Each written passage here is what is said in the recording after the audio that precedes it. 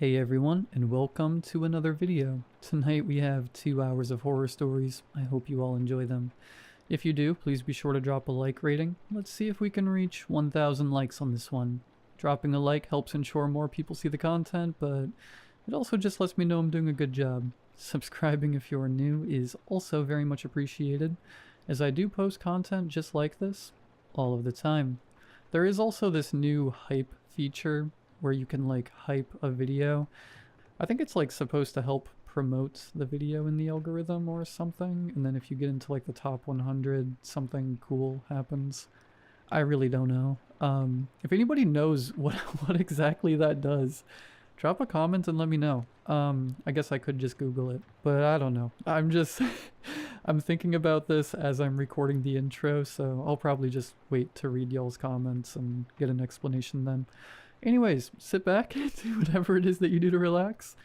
Enjoy the horror stories with no ads. Right after the ad break after this intro, there won't be any more ad breaks after that one. And as always, if you pick your nose, make sure nobody's watching.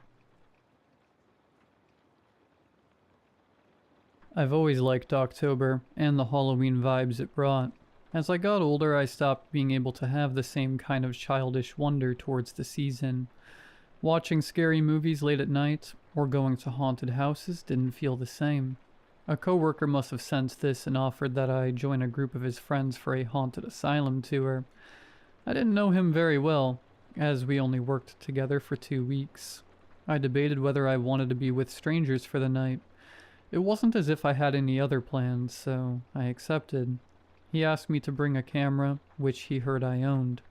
From the sounds of things, he wanted to record our outing and put it on his YouTube channel. I didn't care either way. The handheld camera had been a hand-me-down. It would be nice to finally use it outside of life events for coworkers. We met after work so he could drive us to the building. I've never heard of an asylum being within driving distance, I told him on the way. It was shut down after a lot of abuse was uncovered, and I mean a lot of nasty stuff. The city did everything it could to wipe the records of the place, and locals don't like talking about it because a lot of their older relatives worked there, Brian explained as he drove. I nodded as I half listened. I hadn't been able to find the name online. They must have done a great deal of scrubbing to erase this place so well. Since I wasn't paying much attention and focused more on my phone during the drive, I didn't know where we ended up. The road slowly became surrounded by trees, then turned into a dirty pathway I wasn't certain we should be driving along. This building was really out of the way. The trees finally parted, and I could see a massive building on top of a hill that Brian's car struggled against. Some other cars were already waiting for us. A full moon shone between clouds, and a slight breeze caused colored leaves to drift across the unkempt lawn. The white paint peeled off the front of the stone walls, and most of the dark windows were broken. This place looked like it came straight out of a bad horror movie. At least I would be getting my Halloween fill this season. We parked with the other 2 cars, and Brian started to introduce everyone. There would be 7 people in total. Kayla, a girl he's known since high school, waved when we walked over. Ryan worked with Brian at their last job. He didn't appear overly excited about the entire idea. I got the sense he was somehow bribed to be here. Liam and his sister arrived next in the same car. They were both tall, and within seconds of meeting them, I got the impression they could be friends with anyone. The last person arrived a few minutes after them, saying how they almost got lost. Okay, good. We're all here. Everyone wearing proper footwear? There are a lot of rusty nails and broken glass inside. How about flashlights? Brian started looking over the group. Most of us had our cell phones for flashlights. He didn't want us using up our batteries, so he handed out small pen lights as well as some walkie-talkies. I was impressed by all of this. Even though I was only working with him for a short time, I didn't have a very high opinion of his work ethic. When he was motivated, it seemed like he thought things through. Are you going to split up and explore in groups? Kayla asked, sounding nervous. No, not if you don't want to. It's up to you guys. I brought the radios just in case. This place is a maze, so it's easy to get lost. Our new friend Benny here will be recording for us, but it would be nice if you guys could as well if you do decide to go off alone. I winced at the nickname. I've asked him 100 times not to call me that. Just Ben was fine. I used my flashlight to look over the side of the building and noticed something I hadn't before. From the tops of the windows, a blackness had curled up and stained the insides. A familiar smell came to the air. Was there a fire here? I asked. For some odd reason, Brian's face grew a little pale. I heard there was one, but it was put out before too much damage was done. I think sometimes homeless people camp here. I don't know why he sounded a little stressed over my question. I ignored it, and Kayla spoke up. Are we going to come across anyone inside? She said, a little frightened over the idea. Nah, a new shelter opened up, remember? Why would they camp in this place when they have access to warm meals and a free bed? Brian shrugged. Well, just in case, no one should go off alone. Let's get everyone's numbers, you know, if we drop the radio or something, Liam suggested. For the next few minutes, we did just that. I realized that most of these people knew Brian, but this was the first time they were meeting each other. I wasn't the odd person out in this group. Everyone ready? Brian asked, and got a positive response. A cold wind blew, almost ushering our group inside. An odd feeling came into my stomach as I suddenly wanted to turn back and go home. I shook my head, refusing to back out now. Besides, Brian was my ride. Lifting the handheld camera, I followed behind the group, unaware of what waited for us inside. The lobby was massive, with cracked tiles. It opened to a large set of wooden stairs that branched out, leading to opposite sides of the building. Our footsteps echoed through the room. Liam and his sister walked ahead of the group to the front desk. He leaned over, looking through the papers that were left behind. They must have closed down suddenly. I think these files have some personal information that shouldn't be left out for anyone to see. He commented, placing the dirty papers back down. It is weird. I've never heard of this place. One of the group commented. Yeah, you would think it would be a huge local legend or something. Another person chimed in. Which side do you want to start with? Ryan asked, ignoring the previous questions. Right. Left. Two sets of voices came at the same time. After a quick game of rock, paper, scissors, it was decided we would go left. From the looks of things, the rooms for the staff were on the right, and the patients were on the left. Any treatment rooms were in the basement, and the common areas were on the first floor. It would be impossible for us to look at the entire building in one night. Let's look at the left side and then go to the basement for the good stuff, Brian said, and we all agreed. We made our way upstairs, the group chattering away, ruining the atmosphere.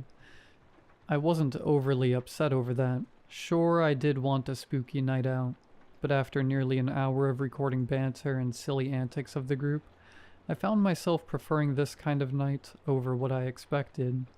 Each room we peeked into was more or less the same.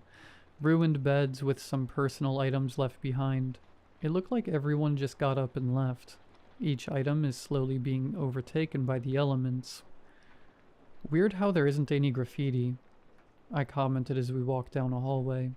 Another burst of wind blew through the broken windows, creating a ghastly sound that made some of the group shudder. Oh, you're right, Kayla agreed, looking at the bare and painted walls. A strong smell of something burnt came with the wind, and I found myself covering my nose with my hand. Liam noticed and sniffled the air. What's up? Are you feeling sick? He asked. I shook my head, looking around, trying to find the source of the smell. No, it's like something is on fire. Am I the only one who... I stopped as I looked over the group. It was dark, but with our flashlights, I could see everyone. I counted 6 people. 6. I started looking inside rooms, trying to find the last person. We had been introduced. and yet I couldn't remember their name to call out for them. "Are you sure you're not feeling sick?" Liam asked, watching me as I darted between rooms. A cold fear came to my chest as I pushed by him and opened a door. Inside was a large operating room, tools scattered along the floor, an old, massive light hanging overhead, a stained steel table. I left the door open and went to the room next to it. A doctor's office was inside, with an overturned bookcase and files littering the floor. "I thought we were in the patient's living area. Why is there an operating room here?" I asked, unable to hide the stress in my voice. I saw the small group glance over, faces pale at the realization. "Maybe," Kayla started but couldn't think of an answer. "Wasn't there 7 of us?" I finally asked. They all appeared confused. Liam slowly nodded and glanced down at his phone. That was right. We all got each other's numbers. The last person's name should be there. I took out mine, looking at the small contact list. 6 new numbers. I raised my head, meeting Liam's eyes. He was as scared as I felt. "I think it's time to leave," I told them sternly. He took hold of his sister's hand, ready to drag her out if needed. "Why, because you can't count? It was always the 6 of us, right?" Brian said. I narrowed my eyes at him. For some odd reason, it sounded like he was trying to convince us. Was this a prank they were playing on the new guy? No. I remember adding 7 contacts to my phone. It hadn't left my pocket. Someone couldn't delete it, and everyone here wasn't friends with each other. Only Brian. Movement at the end of the hallway caught my eye. Lifting the flashlight, the beam fell on a dirty gown. The figure hunched over, skin black and cracked. Lifting its head, it looked at us with bright orange eyes as the smell of smoke and burnt meat filled the hallway. Prank or not, I wasn't going to risk it. "Run!" I shouted, and it caused everyone to move at once. I heard screaming as we stumbled over each other. In the chaos, I dropped the handheld camera, but I didn't care. Brian did. He scooped it up and then darted inside one of the side rooms. My vision was blurred as I ran as fast as I could, trying to get out of this place. No matter how many times we turned a corner in the hallway, we couldn't seem to find the stairs. If something was following us, I didn't see it, but I smelled something burnt close by. "This isn't getting us anywhere," Liam said and pulled his sister into a side room. We followed him, out of breath and faces stained with sweat. The room was small and could barely hold all of us. It looked like a solitary confinement cell with scratches on the cement wall. "When we calm down, we'll find a window and get out that way," Liam explained after gasping for some air. I looked around to see who was inside the room. Kayla, Liam, his sister, and me. We were missing a person. "Dang it," I hissed and checked my phone. His name was still there, which was good. "Did you see where Ryan went?" I asked the group. Each appeared confused over the question, almost as if they didn't know who I was talking about. "I almost forgot him," Kayla whispered, clearly scared of what was going on. Liam gripped his sister's hand tighter. We didn't understand what was going on, only that we needed to get the hell out of here. "Okay, we really need to find a window," he said, and we all agreed. Thankfully, the next room had one. It was broken, and Liam wrapped his hand in a torn bedsheet to remove the rest of the pieces around the edges to make it safer. He put his head through, looking out with his flashlight, gauging the distance. "We're on the 2nd floor, I think," he told us. "Won't we, break something if we jump? Can't we find a bedsheet to tie together, or—" Kayla offered. We had closed the door behind us. A sudden scratching noise came from it as the door handle started to turn. I threw my body against the door, keeping it shut as a burst of heat came from the other side. "Better a broken leg than whatever is outside," I said, straining against the force trying to get in. She nodded, and Liam went to try to fit through the window. To his horror, his shoulders were too large. Ducking out, he took hold of his sister and held her through. His face was full of stress as he lowered her out. She promised that since she was a cheerleader in high school, she knew how to fall properly. He took a few deep breaths, then finally let go of her hand, letting her body drop off into the darkness. The rattling and the heat on the other side of the door disappeared when she did.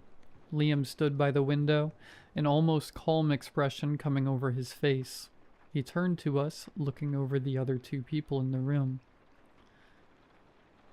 "Who's going to go first?" he offered. Dread came to my stomach. My shoulder hurt from keeping the door shut. I pushed back the pain to ask a question I hoped had a good answer. "Shouldn't we see if your sister landed all right?" I asked him, my voice strained.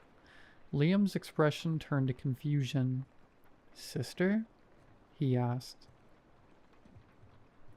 I found myself sliding down the wooden door.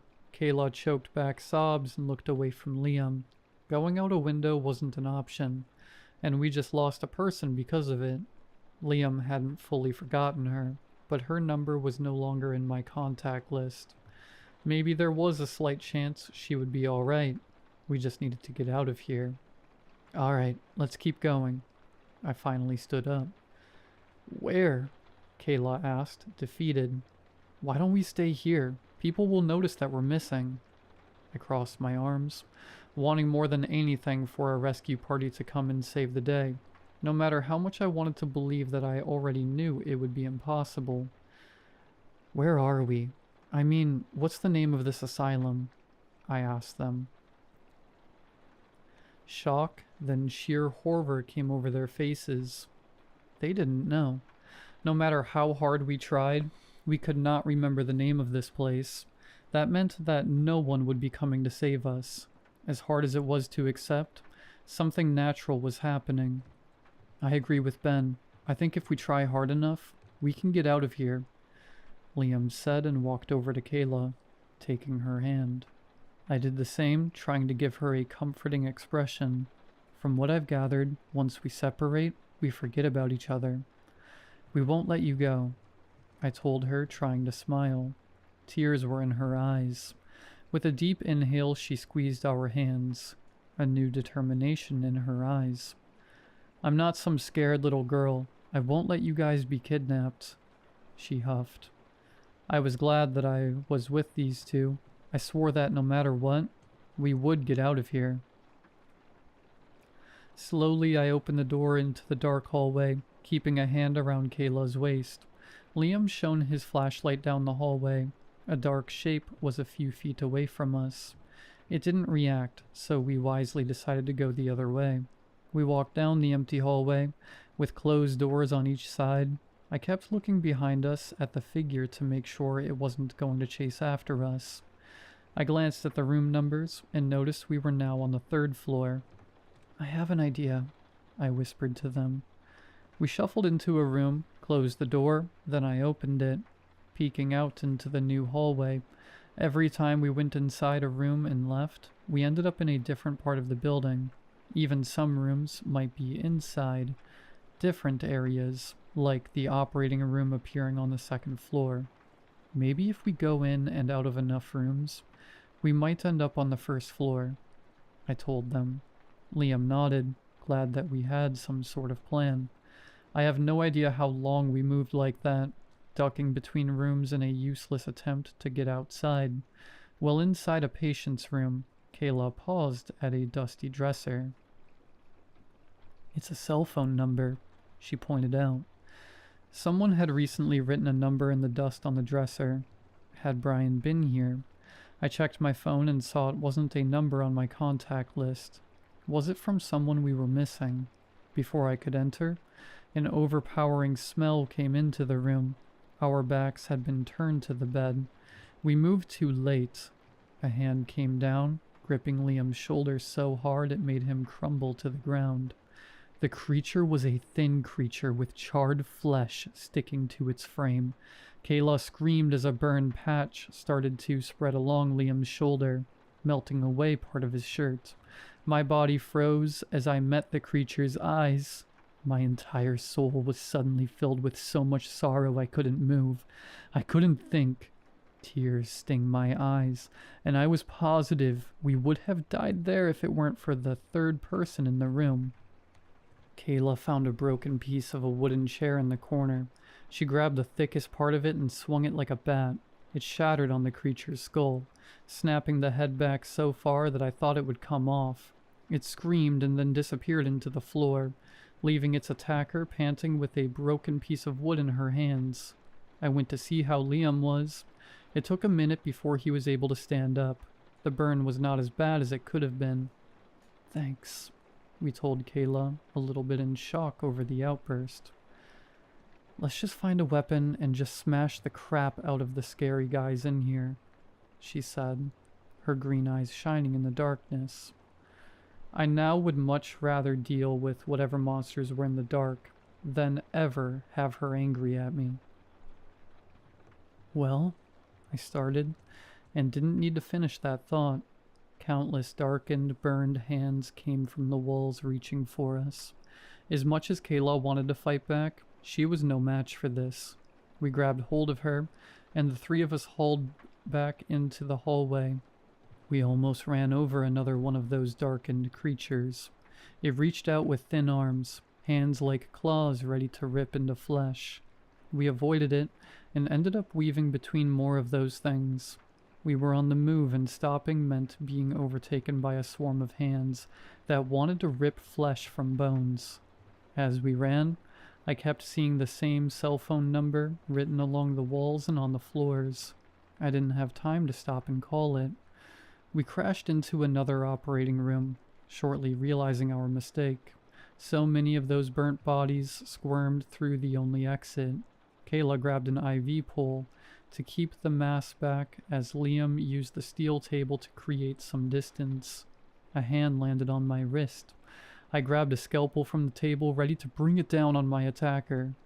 Our eyes met, and for that single moment, I wasn't looking at a monster. Instead, I stared at a scared young girl asking for help. The blade dropped from my hands. As if in a trance, I reached out for her, barely aware of the burning coming from where her hand touched my wrist. I suddenly wanted to hold her, to tell her I would get her out of this place, that things would be all right. A hand took hold of the back of my shirt. I found myself falling as the floor gave out, the three of us tumbling down somewhere unknown. I must have been knocked out. I felt a warm hand on my cheek and a voice asking if I was all right.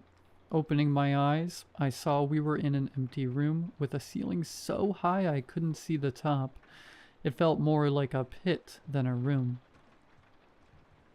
Sitting up, I saw Kayla sitting next to me.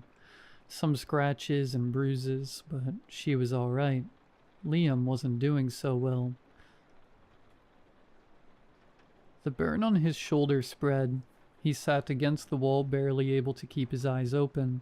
Another person was in the room with us. Brian was on his back, blood on his forehead, eyes closed as he clutched the camera as if his life depended on it. A large steel door took up most of the left wall. I could hear inhuman yowling from the other side as it got closer. "I don't know how to get out of here," Kayla admitted. I took her hand, wishing I had the answers. The way out wouldn't just fall into our laps, right? "I found this when we went here." She nodded towards a piece of yellowing paper nailed to the stone wall. It had the same cell phone number she saw before. We looked at each other, deciding if it was worth the risk. From the sounds of things, and the heat coming from the steel door, we didn't have a lot of time to think about it. I pulled out my phone, thankful that I still had power left. I did try 911 first. Nothing. I then tried the mystery number. After a few rings, someone finally answered. "Took you long enough," the person snapped. We all jumped because the voice was inside the room with us. I got between the newcomer and Kayla, uncertain if I could defend her from them. No matter how hard I looked them over, I could not figure out their gender.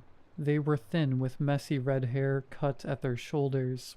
A tight, black sleeveless workout shirt clings to every muscle and shows off a flat chest, as well as how thin they were. A set of baggy khakis didn't match the shirt. Neither did a pair of slim, high-heeled shoes. One was standing on Brian's chest. "Who?" I asked, stunned at the newcomer's appearance. "Jake," they responded. "Jake is a little hot," Kayla whispered in my ear. I gave her a raised eyebrow but didn't say anything. She'd been through enough tonight. She didn't need me judging her. "Get up." Without warning, Jake kicked Brian hard enough to send his body rolling. He gasped, clutching his sore side. He spotted the camera he'd let go of and then scrambled for it. Jake reached it first, the heels coming down, smashing it to pieces. Brian yelled, ready to attack her. A strong leg came out, knocking him senseless. I sat, not wanting to get in between any of this. From the looks of things, these two had met before. "Hurry up and get us out of here. I'll give you anyone here that you want," Brian said between bloody teeth. Jake crossed her arms, a nasty look on her face. She had a scar on one side of her lip that made it look like a gruesome smile, even while frowning. "You've done this before," Liam struggling to speak. I felt so stupid. Brian had lured all of us here for what? For footage for his dumb YouTube channel? He already knew how to travel through rooms to avoid those monsters, and he already planned on calling Jake, offering whoever was left to save his own skin. "He has. I offered to save him, and this guy paid with his girlfriend," Jake said, curling a piece of bright red hair between her fingers. "She was a cutie. I guess he thought he could pull the same thing twice." "Kayla's cute. Take her," Brian said, standing up only to get his legs swept out from under him. "I do this kind of thing for fun. Listening to your whiny demands isn't fun. Besides, you weren't the one who called me, so I don't really need to listen to whatever you want," she said, crossing her arms again, and her eyes landed in my direction. My heart started to race. We could get out of here. I just needed to deal with this childish weirdo. "You can do whatever you want with me. Just save..." I started, and Jake gave another scowl. "Boring," she hissed, turning her nose up to my offer. I looked over at Liam, knowing he didn't have a lot of time left. Even if there weren't monsters at the door ready to break it down, he needed help fast. "There were 7 of us," I started, and Jake glanced over, almost interested. "I don't remember the 7th, but I know Ryan's name and that Liam was here with his sister. Are they still alive?" I asked, hoping for answers. Jake appearing out of thin air, and her overall vibe gave me the impression she wasn't normal. Maybe she knew more about this place than we did. "Yes, the people who die here become a part of this place. They are wiped from existence, like how all the patients were. This isn't a real place. It's an amalgamation of the suffering of the ones who died because of the system they were forced into," Jake explained, and sounded almost normal. "I assume it lets certain people know about it because it wants to lure in new victims." I nodded, then frowned. They weren't all fully forgotten. Didn't some of them have families on the outside? Even being buried in an unmarked grave or burned. There must be someone out there who remembers some of these people. I was mostly talking to myself. The creatures who chased us weren't monsters, just someone who had been hurt by the real monsters. "Is there any way to help them?" I asked, and it caused Jake to burst out into cruel laughter. "I'm reconsidering your offer. You cannot help them here. You'll only be dragging them into their pain. The only way to help is to make the public aware of the abuse people suffered in these systems. To do that, you need to get out. Now, what are you going to offer me to make it worth my time?" She stood tall, hands on her hips. With a smug look on her face, she held all the cards, and I needed to figure out what she wanted. "You can do whatever you want with me," I said, and got a nasty look as a response. I then pointed a finger over at Brian. "And you can have him," I finally said. He shot up, bloodshot face red with rage. "You can't just hand me over like that," he shouted, looking as if he might strangle me. "Jake might eat me or worse. I'm offering myself to save all of you. You guys owe me your lives. Since you owe me, I'm offering you as well," I said, only making Brian even more furious.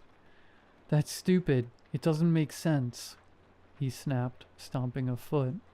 "You're right, and I like stupid. Okay, done deal. I assume you want those other two. Hang on." Without warning, Brian fell through the floor with a yelp. Jake followed after leaving the room, silent for a few seconds. Suddenly, Liam shot up, face a mixture of pain and confusion. "My sister, where is she? I dropped her, but..." Kayla went over to him and helped him back to the ground. Jake appeared without the other two people who were missing. She told us they were outside and that she just needed to get us free next. "You'd better be worth it. This will take a lot out of me." She huffed and walked towards the door, her heels clicking. "Get ready to run." With some effort, I got Liam on my back. There was no other option. Kayla steadied herself. She knew that if I was falling behind, I wanted her to leave us. I would rather one person get out of this place alive. Jake threw open the door to a hell on the other side. Countless bodies were crammed into each other, screaming and reaching for warm, living bodies. A burst of flames shot out from Jake's mouth, her hair glowing as bright as the flames in front of her. The screaming grew louder as the bodies caught fire. My eyes water and skin sting from the heat. We pressed on, knowing we would die if we stopped. Jake cackled as she ran, each heel denting the floor from the force of her footsteps. A sleek body darted around the rooms, flames coming from her mouth and hands setting fire to anything that tried to attack us. We ran hard, my body straining against the weight on my back. I refused to leave Liam behind. We reached a set of stairs that felt endless. A fiery, cackling maniac led the way as so many hands clamored after us, nipping at our heels. We finally arrive at the lobby, the end in sight. A sea of bodies came flooding down the stairs, threatening to engulf us. Jake put herself between us, feet firmly planted, ready to set forth the largest blast of flames that could take down the entire building. Kayla got through the doors first, followed her, and set Liam down on the cold steps. She shouted as I turned on my heels to go back inside. I'd seen something in that crowd of crying flesh I refused to leave behind. Jake was already unleashing a sea of flames. I pushed through it, feeling the heat on my flesh and my shirt burning away. My hands reached out into the bodies, taking hold of a small hand. With the last of my strength, I pulled the thin person into my arms, and the heat overtook everything. I woke up on the cool grass, a foot painfully nudging my side. Opening my eyes, I saw a brightening sky and Kayla's worried face. Jake already took everyone to be treated. "I thought you weren't going to wake up," she explained. I sat up with my entire body in pain. I wasn't as burned as I thought, mostly a sunburn on my arms. Next to me was a human-shaped bundle wrapped in a dirty sheet. The building was missing, leaving the hillside empty. "I couldn't leave her behind," I told Kayla, placing a hand on the bundle next to me. "Soft boys like you tend to get swept up into places like these. You're lucky I could pull you out of it," Jake said, very annoyed. "Thank you," I told her. Her face flushed in a way I wasn't expecting. "You're lucky I'm so nice. In fact, I'm so nice I'll take the body you saved and make sure she's buried properly." I was glad for the offer. I doubted I could show up with a random corpse and ask the police to identify her without there being a lot of questions. Um, what do I owe you? I asked, almost scared of the answer. Jake paused, thinking almost as if she wasn't sure. She made a scene of muttering to herself and puttering around. Pancakes, she finally said. Kayla and I looked at each other with a matching expression. There is a breakfast place I've been wanting to try, but it's only open in the mornings. I never wake up before noon. Buy me some and bring them over. And we're even. Jake nodded. That's it? I said, mentally kicking myself after I asked. What, did you want me to, eat you or something? You don't have an ounce of meat on your bones, and it would take too long to fatten you up. With that last comment, she tossed a set of keys into my lap that belonged to Brian's car. Thank you, I told her again, and she stuck her tongue out as if I said something disgusting. I still had her cell phone number, so we could figure out the pancake day and how many she wanted. I might be stuck delivering breakfast to this weirdo for a long while, and I was perfectly all right with that.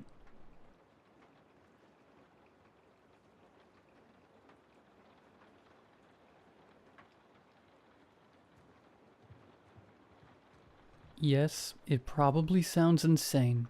I should start with the backstory, but God, how hard is it to remember the simple, happy times before everything that happened? I met my wife, Catherine, when she was 24 and I was 28. We lived in a small town in Kentucky. You'd have trouble finding it even with a map, and the population was tiny. Everyone knew each other. I'd worked as an electrician all my life. First at a factory, then I started my own small business. Repairs, wiring, private jobs. My love life had never really worked out until I met her. She worked as an elementary school teacher, smiled at every child, was kind and polite to everyone. My Catherine was the only ray of light in the darkness around me. I loved her for her simplicity. She could find joy in the most ordinary things. Morning coffee, the smell of wet grass, a cheap movie on the couch.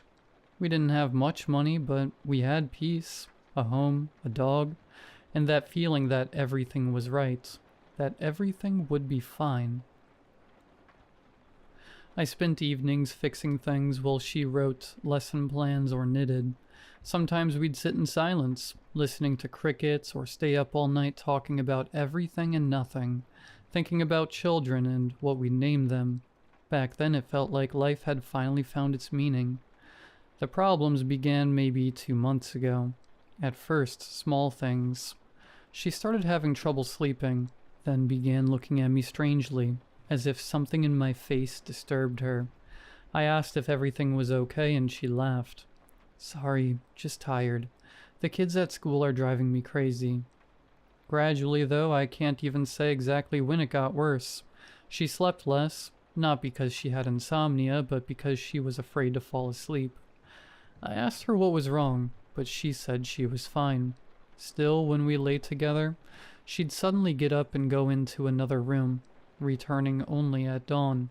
She started having nightmares, but never really told me what they were. One day I lost my temper. You have to understand, I was just worried about my wife. From the lack of sleep, she started to look worse. Dark circles under her eyes, red eyes, pale skin. She lost weight. And every time I tried to help, she pushed me away. So I sat her down across from me and directly asked what she was dreaming about.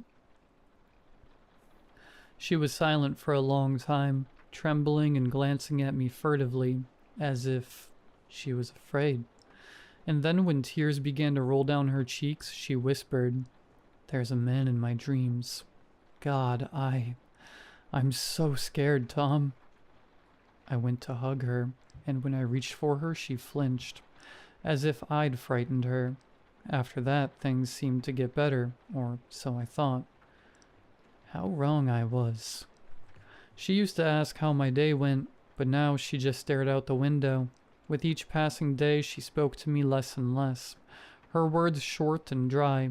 and then she'd go to the bathroom or kitchen for some errands, closing the door behind her. And when it wasn't just the silence, her eyes had changed. If before they were green, emerald-like, full of life and love, now her gaze made my spine so cold. There wasn't anger or hatred there. No, it was something closer to mistrust. Wariness, as if she was seeing me for the first time. Over the next week I began to feel anxious, a strange burning under my skin, as if something was wrong, but I couldn't tell where the crack was until I realized. She was studying me. When I drank coffee, I could feel her eyes on me. I'd look up and she'd immediately turn away, pretending to slice fruit, but her fingers trembled and the knife froze halfway to the board. I'd step outside for a smoke, and when I turned around, I'd see her peeking through the curtain, then she'd instantly close it.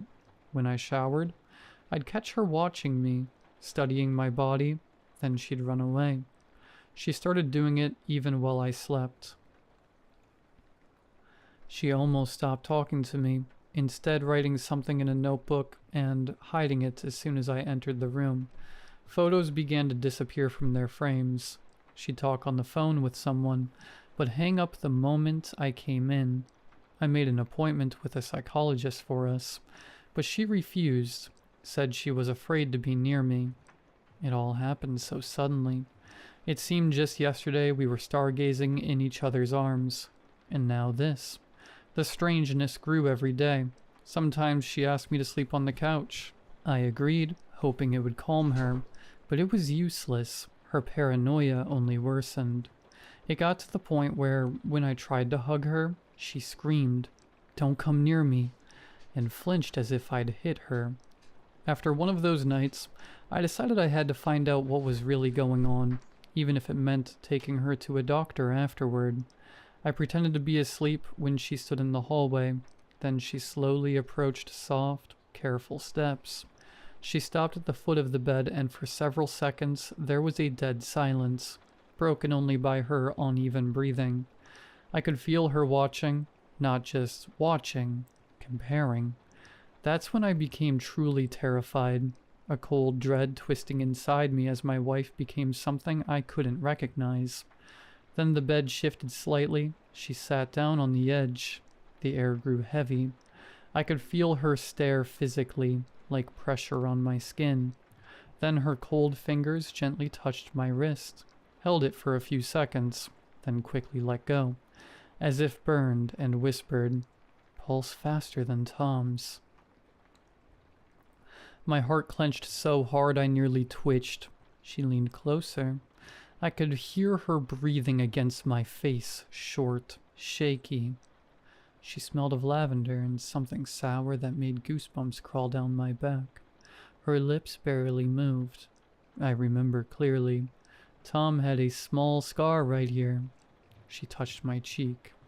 But you don't. I clenched my teeth to keep from gasping. Those few seconds of silence lasted an eternity. What scar? I never had a scar on my cheek. I'd know if I did. I wanted to sink into the ground and scream all at once, but I kept lying still until I heard a choked sob and her fading footsteps. The door slammed. I opened my eyes, my heart pounding furiously. I didn't sleep for the rest of the night, too afraid to close my eyes. In the morning I went to work early, dreading the hours until my shift ended. That evening, over dinner, I said, "Kate, we need to talk. What's going on?" She gripped her fork so tightly her knuckles turned white, then looked at me dead in the eye. "Tom, you've been acting strange." "What do you mean?" "I don't know, sometimes you look different. Sometimes your voice sounds wrong. You even smell different." I didn't know what to say. My head was chaos, and somehow I just laughed. "Kate, maybe you're just imagining things." "I don't know, Tom." My eyes fell on the knife rack. There was a clean strip of dust where the largest kitchen knife should have been the one we used for everything. Bread, meat, anything. I distinctly remembered it being there before that night. My heart slammed into my throat with a primal panic. I looked at Kate, and she was staring right at me. I wanted to speak, but couldn't. It hit me then that my wife might be planning to kill me. The next morning she left for work, and I, like a caged animal, started searching the house. I hadn't slept in nearly 48 hours. I know I should have just left, or taken her to a hospital. But she's my wife. I love her. She has to see that I am me. I tore through the apartment, frantic, desperate to find something, anything that would help me understand what was happening to her. And I did. After about an hour, in the back of the closet behind a pile of sweaters, I found her wooden box. Old, slightly cracked. The lid was ajar, and when I opened it, a thick notebook fell into my hands. It smelled of coffee and sweat. Her initials on the cover, written in her neat cursive. My heart froze as I realized it was the diary she'd been hiding from me. The paper bent under my fingers, her handwriting familiar but this time jagged, shaky, the page stained with what looked like tears. He's sleeping. I stand by the bed and watch. He looks like Tom, but he's not. Tom had a scar on his left hand, from that accident by the river. This one's skin is smooth. He smiles, but the smile doesn't reach his eyes. Something replaced him. I keep counting days, marking steps. If the real Tom, my husband, is alive, where is he? A wave of nausea rose in my throat. With each page, her handwriting grew more erratic. I tested his speech. He says I love you in the same tone, but without warmth. Not like before. Tom smelled of vanilla, but this one smells of dust and cheap cologne. I couldn't believe what I was reading. My knees trembled. The air around me tightened like a noose. I flipped to the last page. I can't let this thing stay in our house. It wears his smile, his name. I tried talking to it, begging, but it just smiled and said all the right words. It didn't defend itself, maybe because it isn't afraid. Its right hand twitches when it lies. I could have killed it today, but for some reason I couldn't. I know I have to. For Tom, I won't let some monster wear his skin. My hands were slick with sweat. My whole body was sweating, even though the room was cold. I placed the diary on the bed and sat down, trying to process everything I'd just read. An accident?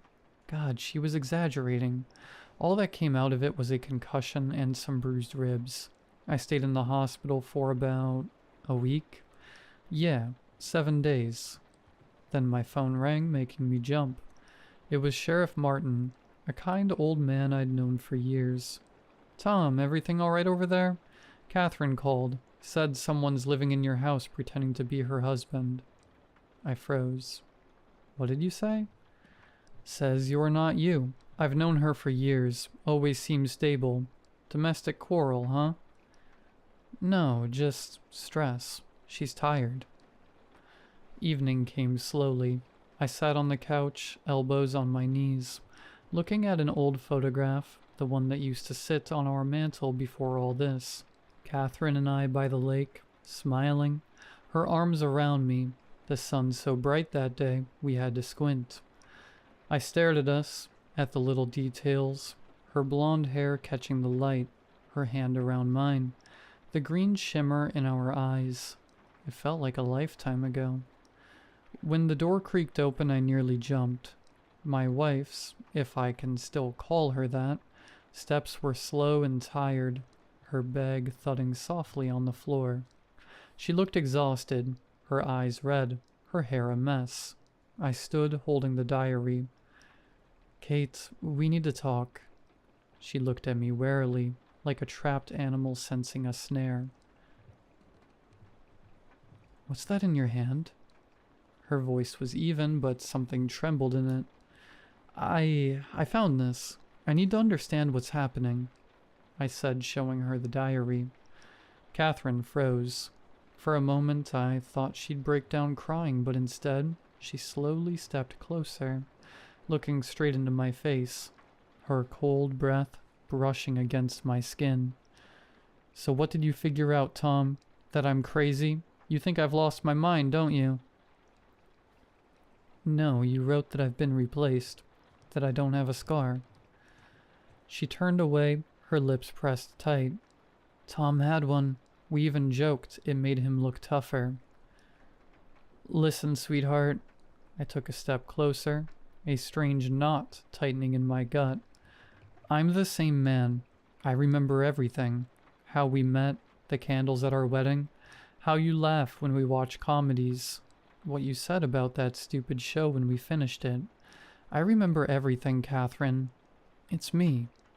She stared at me, unblinking, her shoulders trembling as if she were freezing.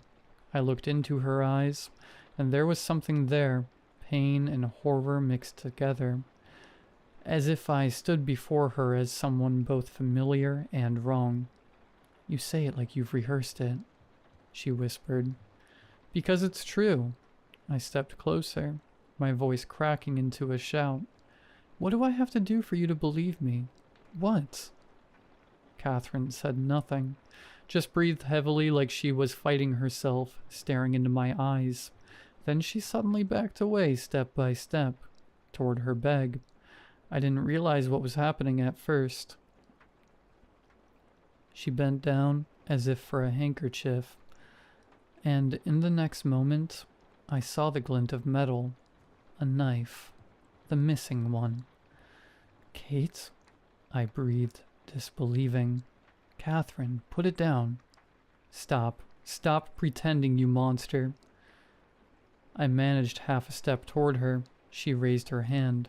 At first, I thought she was only threatening me. Panic tightened my fists. I wanted to yell, to grab her shoulders, to make her listen, but then a strike. Burning pain slashed through my chest. Everything went white. The last thing I saw was her face, so familiar, twisted by terror and despair at once. She stood over me, her hand trembling, her lips whispering something like, "Tom, where are you, my love?" And then everything went dark. I woke up in a hospital. At first, nothing but fog, then the smell of antiseptic, the faint beep of a monitor, unfamiliar voices. I tried to move my head. Pain shot throughout my body. The doctor explained I'd lost a lot of blood but somehow survived. The knife missed my heart by an inch. Catherine? Catherine had run away. I listened, not believing any of it was real. A couple of days later, Martin came by. I told him everything about the knife, the diary, her thinking I wasn't me. He listened, frowning, taking notes. When he finished and was about to leave, he turned back. Didn't expect this from Catherine. Don't worry, we'll find her. When you're discharged, come by my place. I got some Cuban cigars from a friend. We'll relax a bit. Without thinking, I said, I don't smoke. He frowned, about to say something, but then just nodded and left, closing the door behind him. For several minutes I lay there staring at the ceiling, trying to come to terms with everything that had happened. Then I noticed a small mirror in the corner of the room. I looked at my reflection and froze. My face was pale, my lips dry. But that wasn't what caught my attention. Interesting. Can eyes change color from green to blue?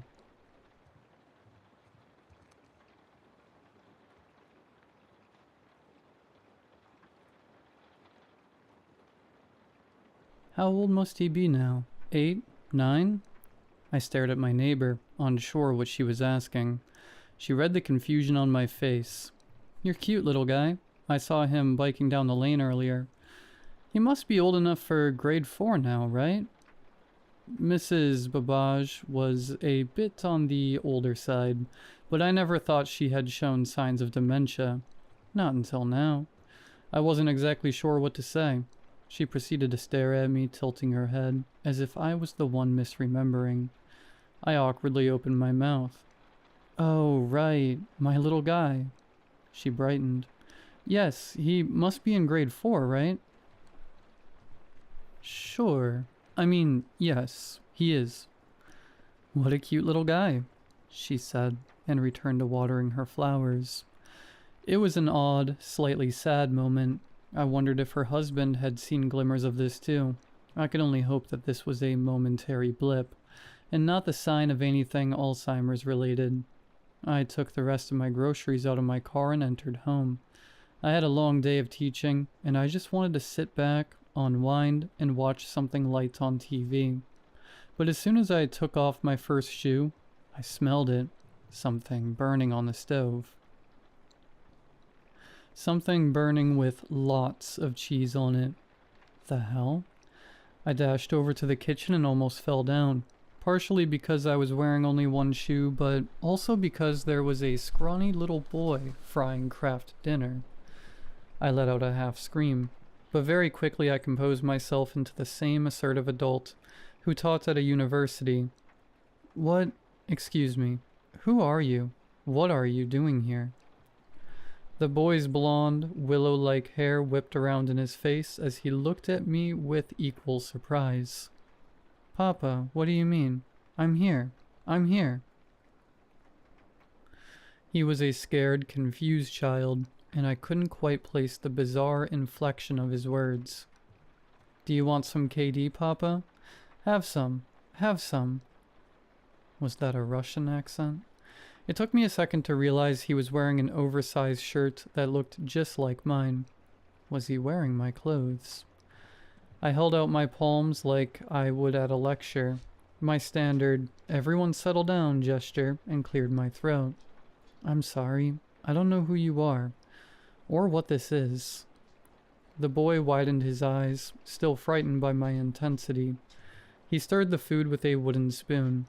It's KD, Papa, your favorite, chili cheese kind. Don't you remember?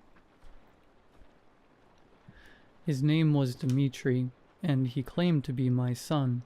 Apparently at some point there had been a mother, but he didn't remember much about her. He only remembered me. You've been Papa my whole life. My whole life, Papa. I tried having a sit-down conversation. In fact, I tried to have many sit-down conversations where I explained to Dmitri that would be impossible, but it always ended with him clutching me with impassioned tears, begging me to remember him. The confusion only got worse when my mother called. How is my grandson doing? She asked. I didn't know how to reply. The conversation grew awkward and tense until eventually I clarified my whole predicament. Mom, what are you talking about? I don't have a son. I've never had a son. My mother gasped a little, then laughed and scolded me, saying I shouldn't joke around like that, because of course I always had a son, a smart little guy who will be celebrating 9 this weekend. I hung up. I stood petrified in my own kitchen, staring at the strange, expectant Slavic child. For the next 10 minutes all I could do was ask where his parents were, and he just continued to act frightened, like any authentic kid might, and replied with the same question. How did you forget me, Papa? My method wasn't getting me anywhere, so I decided to play along. I cleared my head with a shot of espresso. I told him my brain must have been scrambled from overworking, and I apologized for not remembering I was his father. He brightened immediately. It's okay, Papa. It's okay. He gave me a hug. You always work so hard. The tension dropped further as Dmitri finished making the noodles and served himself some. I politely declined and watched him eat, and he watched me watch him eat. So you're okay now? You're not angry? His accent was so odd. No, I said. I'm not angry. I was just a little scrambled. His eyes shimmered, looking more expectant. So we can be normal now? A chill trickled down my neck. I didn't really know what to say, but for whatever reason, I did not want to say, yes, we can be normal now, because this was not normal. Far from it. This child was not my son. He started playing with his food and quivered a little, like a worried mouse seeking reassurance. Everything will be fine, I eventually said. No need to stress. Enjoy your noodles. To my shock and dismay, I discovered that Dmitri also had his own room. My home office had somehow been replaced by a barren, clay-walled chamber filled with linen curtains, old wooden toys, and a simple bed. The smell of bread and earth wafted throughout. I watched him play with his blocks and spinning tops for about an hour before he started to yawn and say he wanted to go to sleep. It was the strangest thing, tucking him in. He didn't want to switch to pajamas or anything. He just sort of hopped into his straw bed and asked me to hold his hand. Dimitri's fingers were cold, slightly clammy little things. It was very bizarre, comforting him like my own son, but it appeared to work. He softened and lay still. He didn't ask for any lullaby or bedtime story. He just wanted to hold my hand for a minute. Thank you, Papa. I'm so glad you're here. So glad you can be my Papa. Good night. I inched my way out of the room and watched him through the crack of his door. At about 9:30, he gave small, childlike snores. He had fallen asleep. Cautiously, I called Pat, my coworker with whom I shared close contact. She had the same reaction as my mother. Harlan, of course you have a son, from your marriage to Svetlana. My marriage to who? You met her in Moscow when you were touring Europe. It was true that I had guest lectured 15 years ago, across the UK, Germany, and Russia. I was awarded a grant for it, but I only stayed in Moscow for 3 days. I never met anyone named Svetlana. Don't be weird, Harlan. Come on. Pat's conviction was very disturbing. You and Svetlana were together for many years. We were? How many? Look, I know the divorce was hard, but you shouldn't pretend your ex-wife doesn't exist. I'm not pretending. I'm being serious. I don't remember her. Then get some sleep. I sipped on my second espresso of the night. But I have slept. I'm fine. Well then, I don't get what this joke is. Knock it off. It's creepy. I'm not joking. I'll see you tomorrow for the birthday. Birthday? Yes, your son's birthday. Jesus Christ. Good night, Harlan. Get some sleep. I didn't sleep that night. My efforts were spent scouring the filing cabinets and drawers throughout my house. I had credit card bills covering school supplies, kids' clothing shops, and costlier groceries. I even had pictures of Dimitri hung around the walls from various ages. It's like everything was conforming to this new reality. The harder I looked for clues to disprove my fatherhood, the more evidence I found confirming it. It was Dimitri who woke me up off the living room couch and said Uncle Boris was here. Uncle Boris? I peeked through the window and could see a very large blond man smiling back at me. Behind him was a gaggle of other relatives, all speaking Russian to each other. Hello, Harlan. The blond man's voice penetrated past the glass. We are here for birthday. They all looked excited and motioned to the front door. They were all wearing tunics and leggings, traditional birthday clothes or something. I was completely floored. I didn't know what to do. So I just sort of nodded and subtly slinked back into my kitchen. Dimitri came to pull at my arm. Come on, Papa. We have to let them in. I don't know any of them. Yes, you do, Papa. It's Uncle Boris. It's Uncle Boris.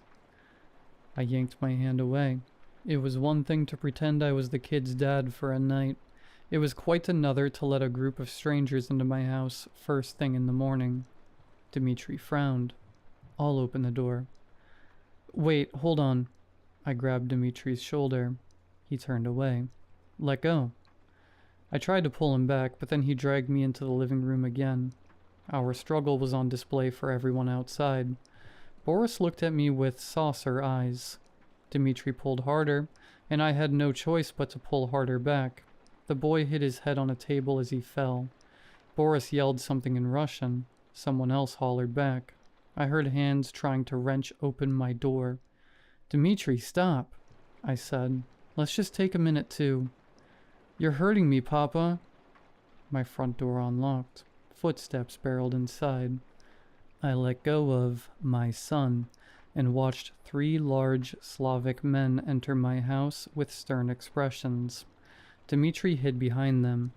Is everything okay? Boris peered down at me through his tangle of blonde hair. Yes, sorry, I said, struggling to find words. I'm just very confused. Confused? Why were you hitting Dmitri? The little boy pulled on his uncle's arm and whispered something into his ear. Boris' expression furrowed, but before I could speak further, a slender pair of arms pushed aside all the male figures and revealed a woman with unwavering bloodshot eyes. Something in me knew it was her. Svetlana. She wore a draped brown sheet as a dress, with skin so pale I could practically see her sinews and bones. It's like she had some extreme form of albinism. Harlan, she said, somehow breaking my name into 3 syllables. Harlan. I've never been so instinctively afraid of a person in my life. It's like she had weaved herself out of the darkest edges of memory. I saw flashes of her holding my waist in Moscow, outside Red Square, flashes of her lips whispering chants in the shadows of St. Basil's Cathedral. Svetlana held Dmitri's shoulder, then looked up at me. Just tell him it will be normal. Tell him everything will be normal. No, this is not happening. None of this is real. Barefoot and still wearing the same clothes as yesterday, I bolted out the back of my house and hurtled towards my driveway. Before the rest of my new family could realize what was going on, I hopped into my Subaru and stepped on the gas. As I drove away from my house, I looked back into my rearview mirror, and I swear, it didn't look like my house at all. I swear it looked like a thatched roof hut. Back at the university, I walled myself up in my study. I canceled all speaking arrangements for the next week, saying I needed a few personal days. No one in my department knew I had a son. Nothing in my study indicated I had an extended Russian family. When I asked Pat about our phone conversation last night, her response was, "What conversation?" My mom said the same thing. With immense trepidation, I returned to my house the following day, and after setting foot back inside, I knew that everything had reverted back to the way it was before. No more framed pictures of Dmitri, no more alarming photo albums, and that clay-walled room where Dmitri spun tops and slept inside, it was just my home office again. To this day I have no clue what happened during that bizarre September weekend, but doing some of my own research, I'm starting to think I did encounter something in Moscow all those years ago. Some kind of lingering old curse. Or a stray spirit. Or a Chernaya Vedma. A black witch disguised as an ordinary woman. Although I haven't seen any evil things bubble up around my place since, every now and then I do have a conversation with Mrs. Babbage, and she seems to remember my son very well. Such a cute little guy, always waving hello. Did you know he offered me food once? I think it was Kraft dinner.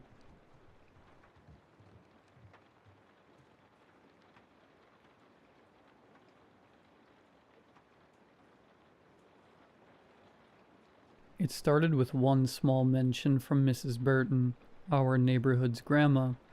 My parents were in our backyard doing the garden when she came by with a carrot cake. "Hi, Mrs. Burton," I said. She nodded, smiling, and approached my parents. As I pulled out weed, I overheard them talking about the McField's missing son, the Grover's ugly new lawn that was ruining the image of the neighborhood, and Cormac Stanner's brand new car, which had windows so dark you couldn't see inside. You really should look into joining the manuscript book club. It helped me a lot. Things were so hard after Ben passed away, but I'm so much better now. I had someone to talk to. My life had purpose, she said to my parents in that pleasant, motherly voice. "Thanks, Mrs. Burton. We'll give it a thought," my mom said, taking the carrot cake from her. Mrs. Burton was your regular sweet old lady. She used to live with her husband Ben, but he passed away last year. Poor Mrs. Burton was in absolute anguish for the past year, until she appeared to us, spriteful and lively. I thought that she had recovered and found purpose living alone. My phone vibrated. It was my best friend Zoe. I went into our front porch to return her text. My parents didn't want me talking to Zoe. Street rat, horrible influence on a girl, my dad would often say. We went to the same class from high school until college. She was an orphan and would frequently get in trouble for all sorts of things. Hot wiring a teacher's car and driving it around the school, planting a farting balloon under the teacher's seat, starting food fights, and the list went on.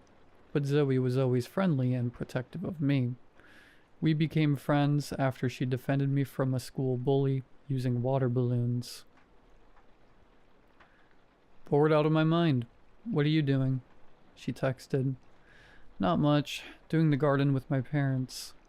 I was texting her and looking at Mrs. Burton, who returned to her house and took out a chair on her front lawn and sat down. She faced the direction of the Grovers, probably musing over how ugly their new lawn was. We lived in a cul-de-sac. There were around 12 families, including ours. We were the kind of neighborhood where most families are wealthy and have a cared-for lawn and 2 kids. Normal and boring. Things were going well for my family, at least until that day. Our family was on a road trip. We stopped for a pee break. My mom went into a deep bush while my dad stood behind a large boulder. I was on the front seat, typing away at my phone. Jason, my little brother, was in the back seat looking out of the car. Megan, look, a fox with strange ears. Look, it's green. I ignored him. A 5-year-old sees all sorts of things. I shouldn't have. I looked up just in time to see him opening the car door and running outside. It happened in the blink of an eye. A truck passed by the road. It didn't stop in time.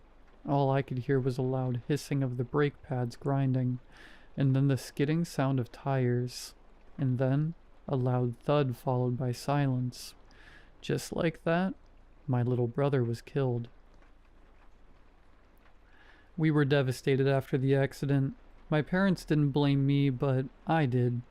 I should have talked to him, should have looked after him. Instead, I glued my eyes to my phone, talking to Zoe about the latest song by some indie band, and my brother was dead. For weeks, we barely left the house.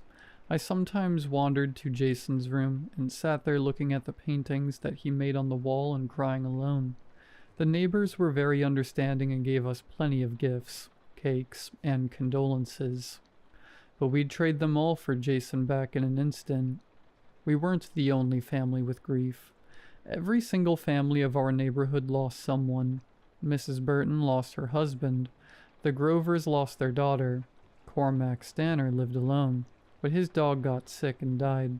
Each of us lost someone dear, so the McFields were understandably worried about their missing son. They put up posters, asked for help on the local radio station, had volunteer groups searching for him in the surrounding forests. Then I started noticing something strange. First, only Mrs. Burton would put out a chair on her lawn, facing the Grovers' house. But then the McFields did the same thing.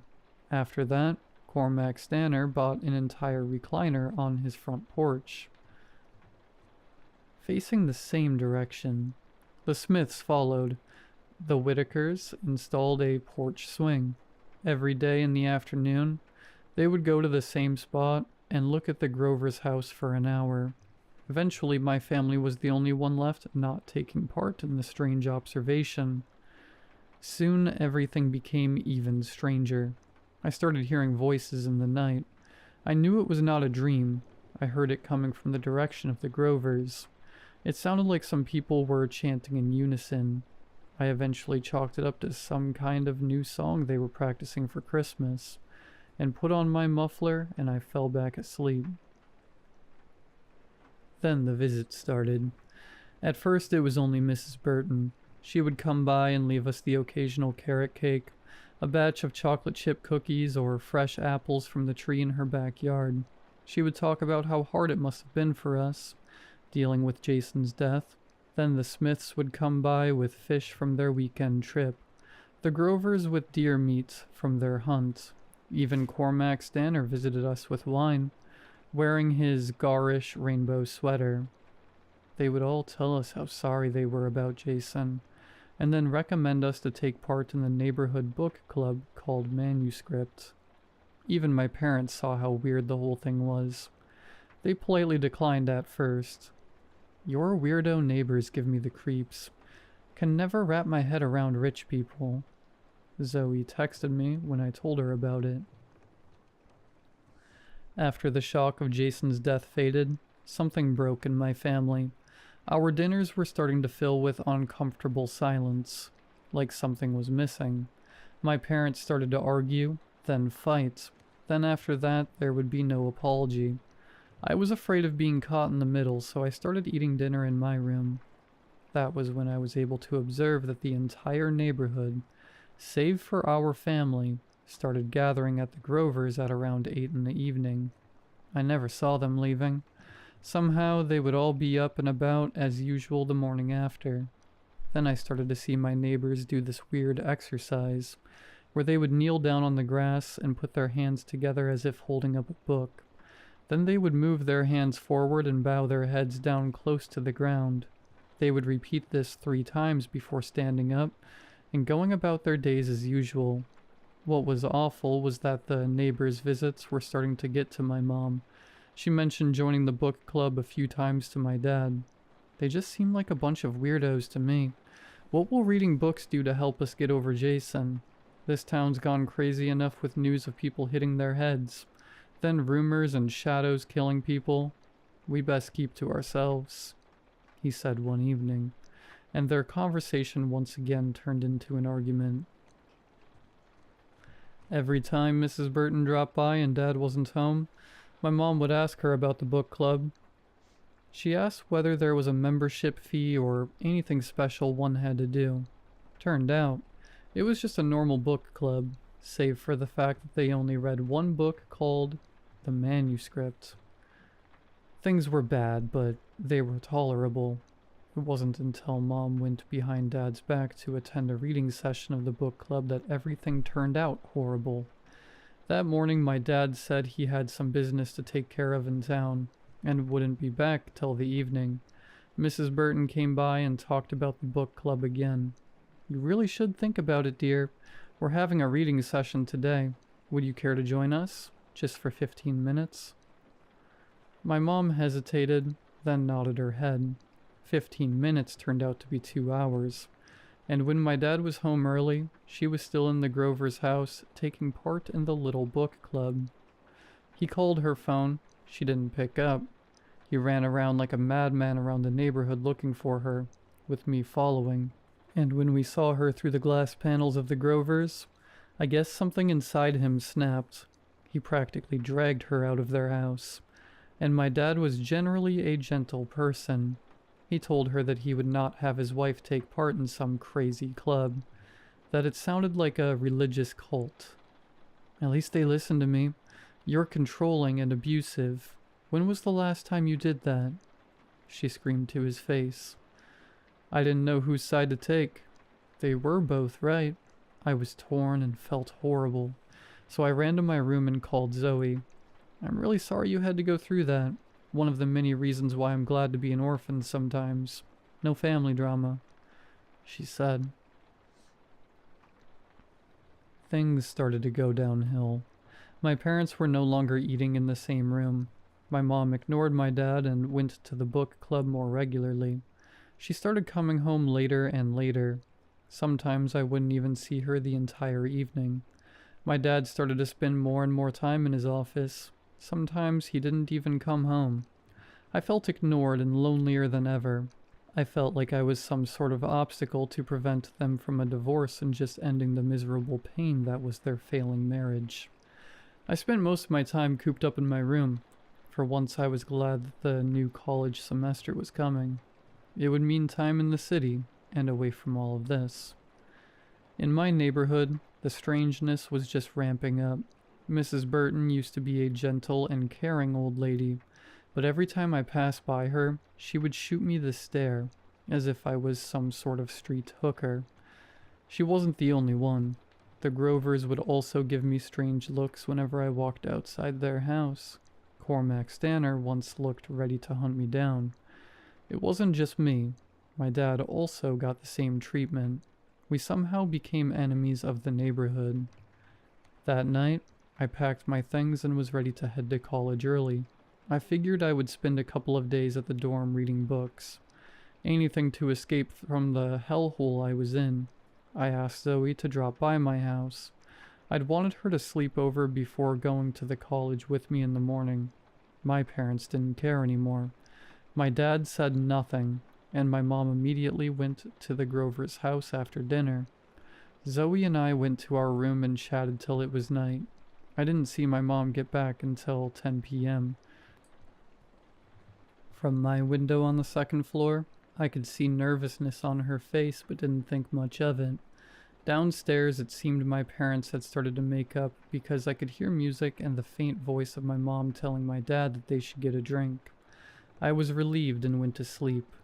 Zoe woke me that night. She pressed a finger to her lips and pointed me to the window. I looked at the clock. It was 3 a.m. There were several people in dark robes and they were lining up to enter my house. I heard our front door being opened, then the creaking sounds of footsteps over old woods. I was scared out of my mind. I thought they were burglars and took out my phone to call 911. Zoe put her ears to the door of my room, and after a moment, her eyes widened. She rushed back to bed and told me to pretend I'm sleeping. I shut my eyes as hard as I could and tried my best to not move, but my heart was jumping inside my chest. "She's sleeping," I heard a male voice. It seemed to be Henry Grover. "We'll come back for her." This time was a female voice. It sounded a lot like Kathy McField. And with that, they walked out of our bedroom. We both waited for what seemed like forever, until Zoe slowly got up and peeked outside the window. "Look, they're taking someone," she said and gestured outside. My blood froze the moment I caught eye of who they were taking. It was my dad. He looked like he was still asleep while being carried by his arms and legs. "What the hell is wrong with rich people?" Zoe whispered. "We have to follow them," I said, putting on my hoodie and taking my wallet and phone with me as a habit. We took slow and small steps to not creak the stairs. I looked at my mom's bed. It was empty. We crept downstairs and outside just as one of the robed people closed the door to the Grovers' house. We looked around for a moment and then crouched slowly to the Grovers. We had to know what they were doing, but I couldn't come up with anything. Just then, light lit up from the basement. I suddenly recalled that the Grovers' basement had a window. Me and Zoe got to it, making sure to stay hidden from view and only peeking in. In the middle of the basement was a circle of people. They were all facing an altar, on top of which was a closed notebook with a brown leather cover. Then, 2 men carried my dad to the middle of the circle. "We are the children of the manuscript, and the manuscript is our lifeblood," the robed people said in unison 3 times. My hand trembled, sweat dotting my fingers. Then, a small and familiar figure stepped forward, then removed their robe, and I had to put my hand over my mouth to keep from screaming. It was my mom. "We offer this child to the manuscript, so that his eyes may be opened," she said and took out a knife.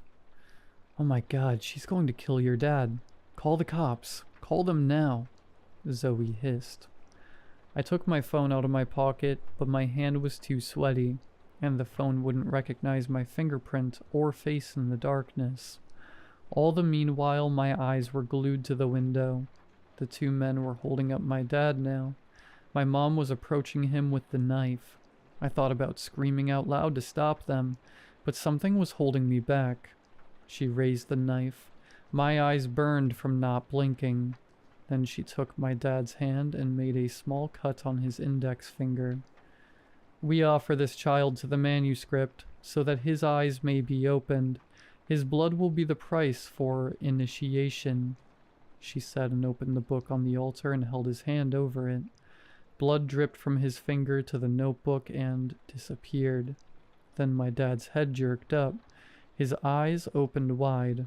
A green jet of light entered from the book to his eyes. Then he drooped back down. At this point, I was practically frantic.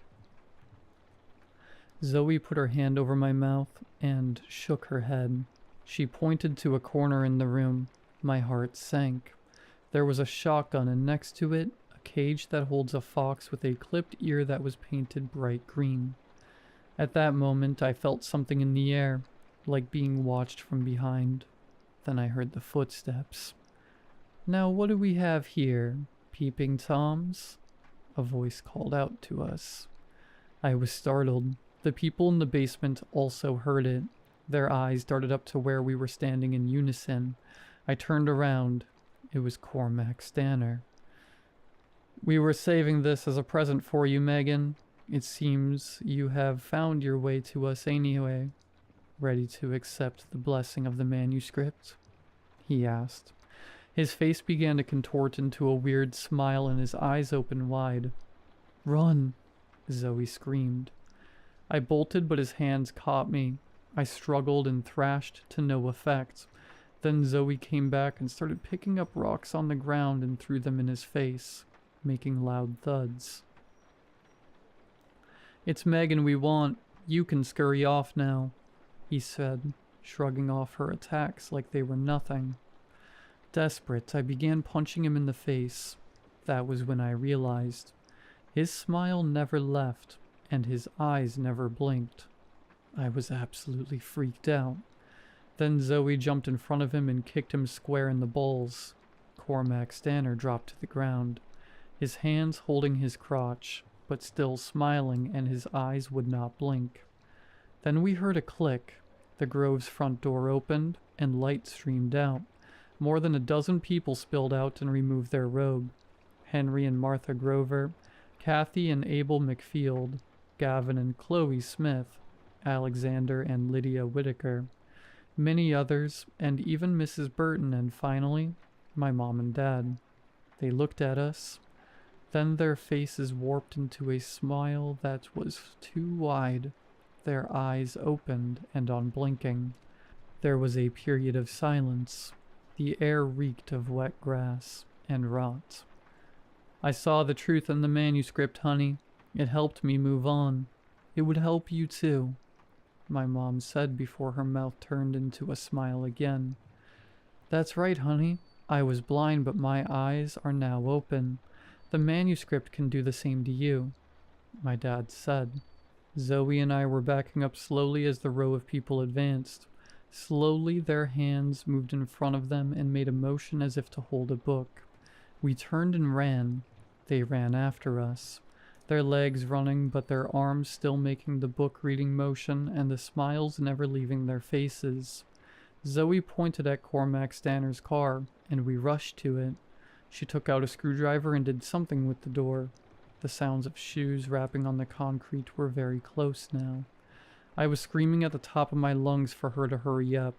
She opened the car door, and we rushed in just as hands almost grabbed my feet. We held the car door closed while the group of people stood all around it. Zoe ducked down the driver's seat and brought out some wires. "I'm gonna hotwire this thing. Ever drove a car?" she asked me. Kinda," I stammered, my mind blank.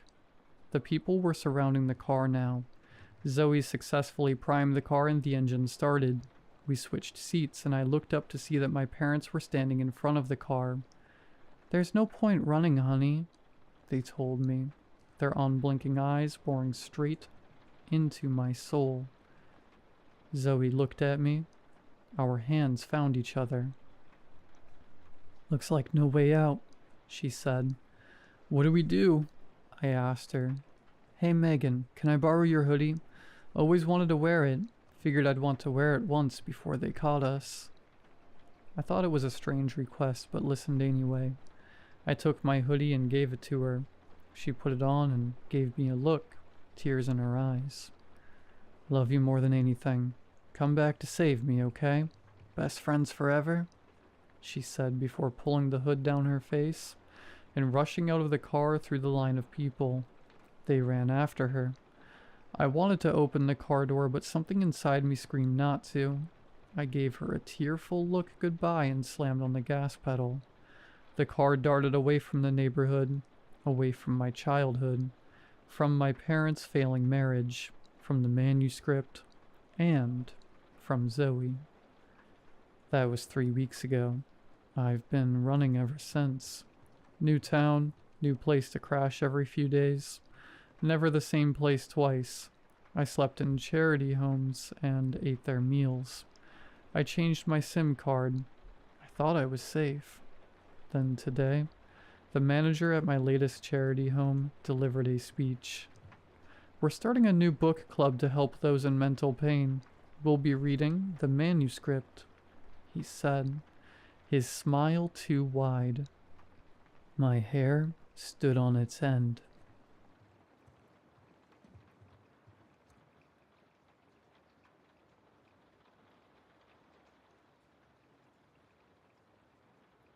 It started 2 weeks ago, the faint cries of a baby coming from outside my window, probably 50 or so feet into my backyard, which my window overlooks.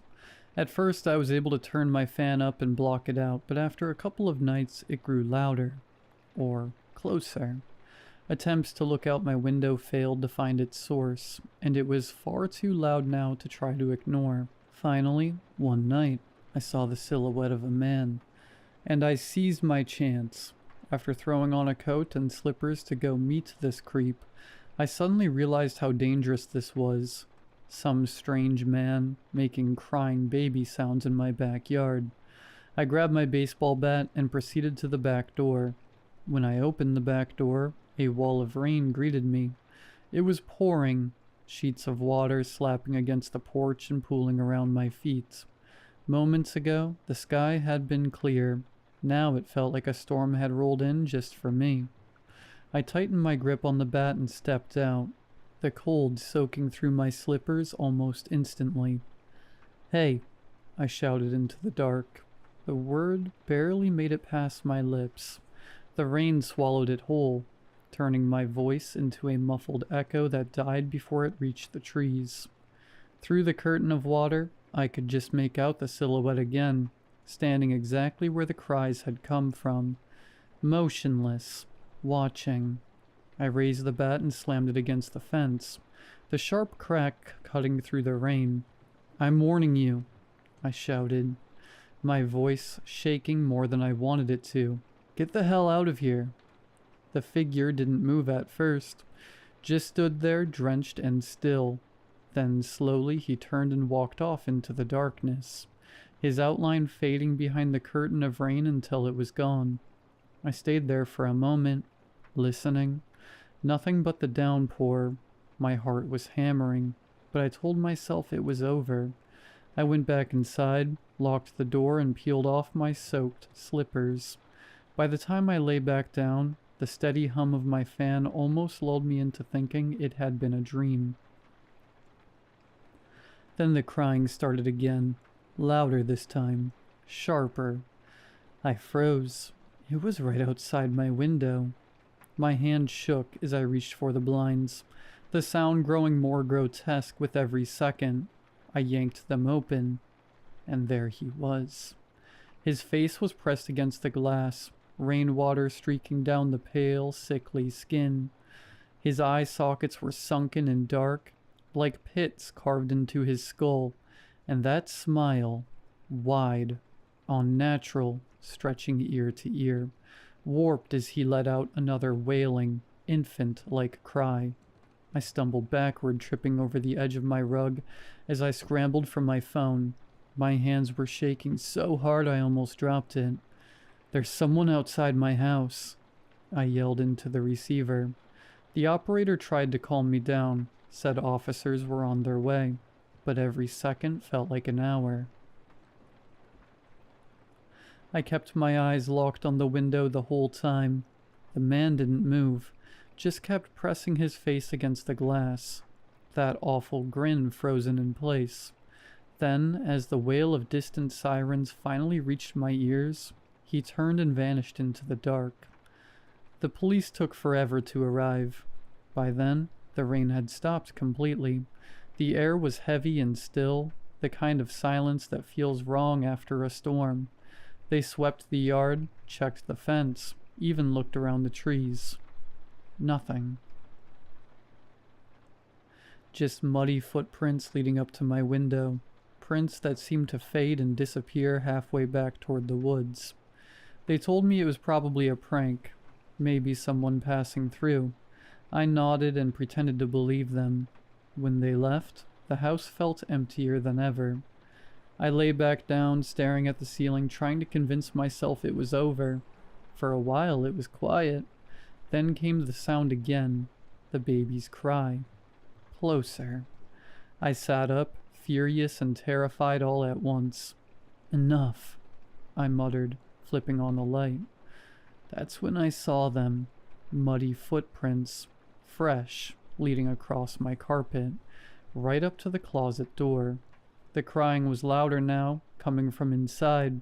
I stood there staring at the closet, my breath shallow, the sounds of that awful crying still leaking out from behind the door. My hand tightened around the bat as I took slow, cautious steps forward, the floorboards creaking under my feet. When I finally reached the handle, I hesitated, just long enough to hate myself for it, then yanked the door open. The crying stopped. Inside, on the closet floor, lay something small and wet. I squinted, leaning closer. It wasn't a baby. It wasn't even human. It was a tiny, half-formed bird. Pink skin stretched thin, its wings barely developed, trembling slightly as if still alive. A baby bird fetus. I stumbled back, disgusted and confused. What the hell? I whispered, my voice cracking.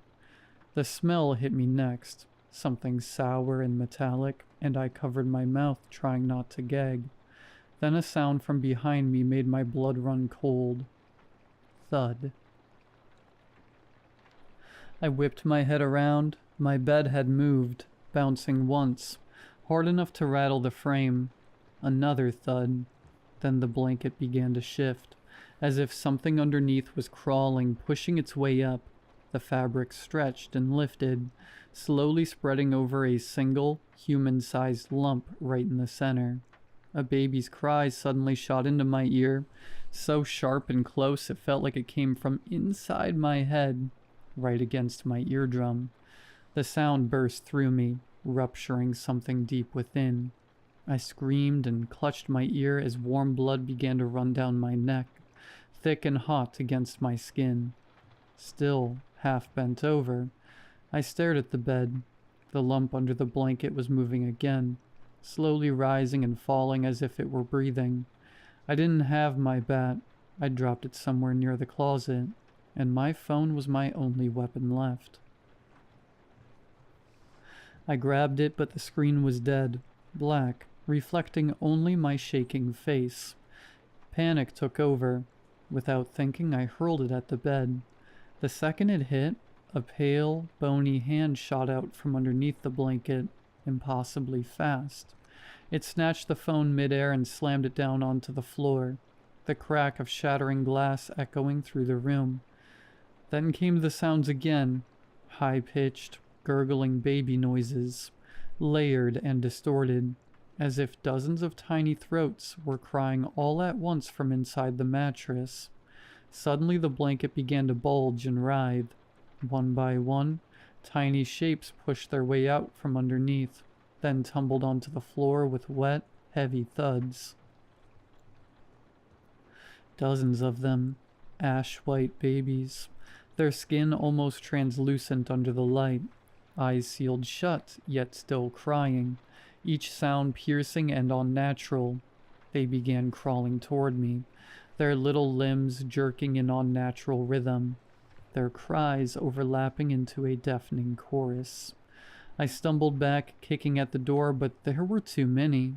Cold, slick hands clung to my legs, my arms, my clothes. I tried to scream as they climbed higher, their mouths opening wide, too wide, and then the biting started. Tiny teeth sank into my skin, my arms, my neck, my face. I swung and thrashed, but they just kept coming, the room echoing with the shrill, endless sound of crying. And then, everything stopped. The sound, the movement, the pain. The room was still. The biting, the screaming, all of it gone. I blinked through tears and blood, chest heaving, and realized sunlight was slipping through the blinds. Morning. The floor was empty. No babies, no hand, just the wreckage of my room, blood on the carpet, my shattered phone beside the bed, and muddy prints fading into nothing. I don't remember much after that. I managed to get myself to the hospital where they treated my wounds and ran tests. The cuts didn't make sense, they said, but they stitched me up and told me to rest. Now I'm home again. The house feels too quiet. My ear still throbs where the drum burst, and I swear sometimes I can hear faint crying when I close my eyes.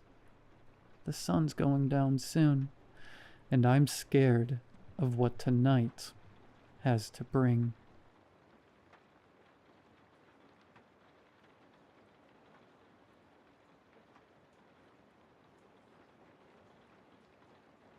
I'm making this post right now because I need people to know about the experience that I had earlier this morning.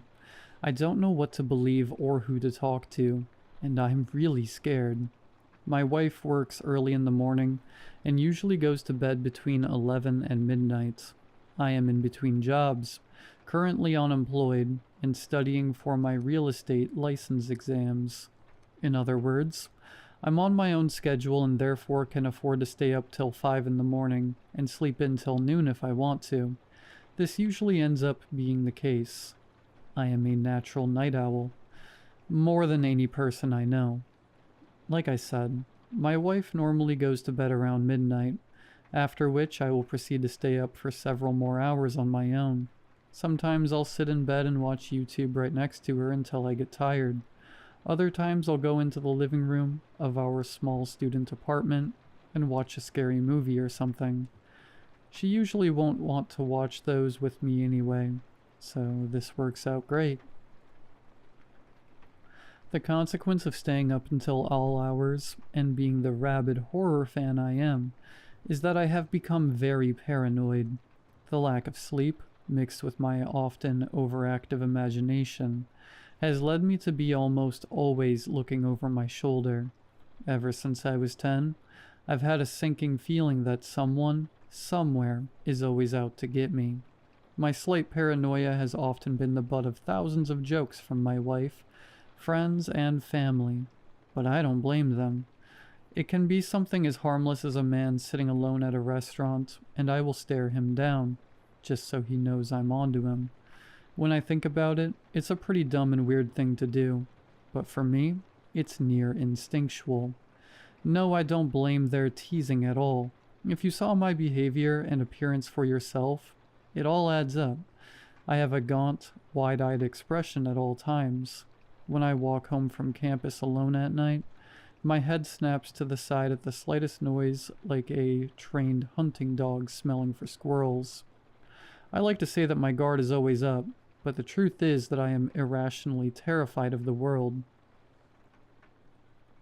One of the weirdest things I've started doing this last year is staring through the peephole of our front door for hours on end. It'll be well past midnight, pitch black in our apartment, my wife in the next room, and I will just sit and watch. For what? I'm not sure. Intruders? Thieves, maybe? We live in the cheapest student housing available, but still, someone could come by. I'm telling you all of these things about myself in hopes that someone can talk me down from the fear I feel regarding what I saw last night. I want someone to tell me that I'm crazy, that I'm imagining things, and that I should seek help. The night before last, my wife and I were cleaning our apartment and needed to do some laundry, which I volunteered to do. The laundromat in our complex is close enough to walk to, but if the weather is ever bad enough, you could justify taking a car. Sometime in the afternoon, I walked to the laundromat, put our clothes in the wash, and later moved them to the dryer. I came and went that afternoon, spent the last of our laundry quarters, and everything was fine. We had friends over that night, and they didn't leave until just before midnight. The night passed like any other, as did the next day. Every night, when my wife goes to bed early, at least by my standards, I usually like to sit in bed with her and talk or cuddle as she drifts off to sleep. On this particular night, being the responsible one in our marriage, she reminded me that we had forgotten to get the clothes out of the dryer. She asked if I could go get them, and pointed out that by this point, our clothes had been sitting in the dryer for almost 2 days. I protested at first, saying it was too late now, and that I'd get them tomorrow. Now, here's the thing. I'm a paranoid scaredy cat. I can admit it, but our laundromat would be considered creepy by anyone. It's got this eerie green lighting. The road outside has a streetlight that flickers in the dark, and there's something weird with the doors that seems to block out all outside noise, creating a creepy, dead silence. My wife asked me again nicely, pointing out that I would be up anyway, and that she didn't want to risk our clothes getting set and lost and found. I agreed with her good points and relented. I would head over later that night. For the next few hours, I wrestled with myself and my fear about leaving. On one side, I was creeped out, but on the other, we did need to get our clothes. We needed to get them soon, but my cowardice was winning me over. It wasn't until 4:45 a.m. that I finally got myself to leave the apartment. I stepped outside and was immediately hit with a chill. It had been raining for the last few hours. The smell of rain and pavement perfumed my nostrils as I made my way to my dew-dropped car, and I pulled out of the parking lot saying, "Let's get this over with," to myself. As I said, the laundromat is close enough to walk, but no way in hell I wasn't taking the car. I got there in literally 45 seconds. The laundromat was exactly as I described it earlier, eerily bright and quiet. It looked like a hospital room scene in a haunted attraction. I quickly made my way over to the dryer machine that I had put our clothes in the night before, quickly and frantically, throwing it all into our laundry bag. The laundromat was unnaturally warm for an empty building at 4 a.m., and I wasn't planning on being there any longer than I had to. Then I heard something that I will never forget. I heard a scratchy, vile, high-pitched voice call out, "Hello." My blood turned to ice at the sound of it. Every hair stood on end. My fists instinctively curled into fists. It sounded like a sick person. The voice was coming from the other side of the wall, where the washing machines were, and so I couldn't see how close it was or what it even was. The voice let out 2 distinct, low groaning sounds, like an old vacuum cleaner, and then continued, "Are you as filthy as me?" The voice then dipped from high to low. "Are you?" It wasn't low like Darth Vader. It sounded like a kid trying to do a low voice, like they were doing it in a mocking way. I cannot put into words how horrible this voice was. I could grow to be a 90-year-old man and still have nightmares about it. It was unlike any person or animal I had ever heard. All I could do was toss the rest of our crap into the laundry bag and pray that whatever the hell was making that noise was on the phone with someone or maybe pulling a prank. I didn't bother shutting the dryer door, and I didn't run either. The thought of laying eyes on whatever was making that voice felt as unbearable as hell itself. But I had to try. I gripped my keys in between my fingers, trying to create makeshift brass knuckles. I quickly walked out from behind the wall, bracing myself for some kind of horrible confrontation, but there was nothing there. Literally nothing and nobody. I let out a sharp exhale of relief, nearly crying in the process. I didn't know what had made those noises, if I had imagined it or not, and I didn't want to find out. I quickly walked out of the building and started my car. As I started my car, I looked up and saw, quite possibly, the worst sight I will ever see in my life. In the large window of the laundromat, I saw a terrible, evil thing. It was a man, I suppose, but I had never seen a man like this. It had wild blondish hair that was matted, pokey, and greasy. I could only see it from the shoulders up, but it was awfully bony and thin. It had eyes like a rat that stared into my soul and made me feel unsafe. It wore a hospital gown that, to my surprise, was clean and nearly spotless from what I briefly saw. Worst of all, though, were its lips. They looked blistered and cracked, and stained red. They weren't bold red like a clown, but rather faded red like dried blood. It just stared at me with some kind of unnatural, bored smile, its small black eyes digging into my very being. It had both of its scrawny hands placed on its hollow cheeks and was stretching its face at me, pulling its skin tight, baring its teeth and causing its little eyes to squint. It looked like something out of the worst of my nightmares. Then, without warning, it started running. It took a sharp right and started running down the hallway toward the exit, where I parked. I could see it sprinting through the windows at breakneck speed. Panicking, I attempted to jam my keys into the ignition, but wound up dropping them, of course. Like my life depended on it, I quickly bent down to grab them off the car floor, my breath picking up speed like a train. I sat back up, and the thing was right outside my window, pressed against the glass of my door. It was still pulling at its face, making the worst possible expression. Its fingernails were yellow and infected. The skin around its neck was covered in little boils and tiny dark holes, its teeth copper-colored, and its gums rotten and frothy. Worst of all, however, it was me. This thing, its face, it was my face. It was like a twisted version of my reflection staring back at me, its eyes still black and tiny, its face still stretched, but it was me. It even had the same triangle-shaped birthmark that I have over my left eyebrow. I screamed as the thing headbutted my car window, shattering it and getting glass all over me. I screamed and screamed with tears in my eyes as I quickly reversed the car, putting a few feet of space between me and the thing. While I was putting it in drive, the creature stared at me with a face that both was and wasn't mine, now with blood and glass shards all over it, sticking out of its skin from my window. I just sat and stared, its untainted hospital gown fluttering in the early morning wind. I stepped on the gas and got the hell out of there. I swear I almost had a panic attack and crashed the car.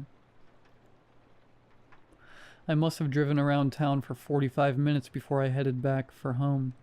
I quickly parked the car and ran into our apartment. It was just under 6 a.m., and the sun was beginning to peek over the horizon. I closed and locked the front door and fell to my knees. I wanted to cry, or throw up, or both. Looking back, I might have been in shock, but I'm not exactly sure what I was feeling even at the point of me writing this. I sat on the couch, caught my breath, and cried a little before eventually falling asleep. My wife woke me up for a goodbye kiss before she went to work, and to ask me why I had slept on the couch. At this point, I was running on about 3 hours of sleep, and so my answer was pretty much gibberish, but I lied and said it was too hot in our room. The events that had happened only a few hours earlier came flooding back to me in my sleep-deprived delirium, and my heart started to beat at rabbit speed again. What was at the laundromat last night? Did I imagine all of that? Was it a result of sleep deprivation and paranoia? Is there someone dangerous hiding out in our complex? Should I tell someone? Who would believe me? Am I safe?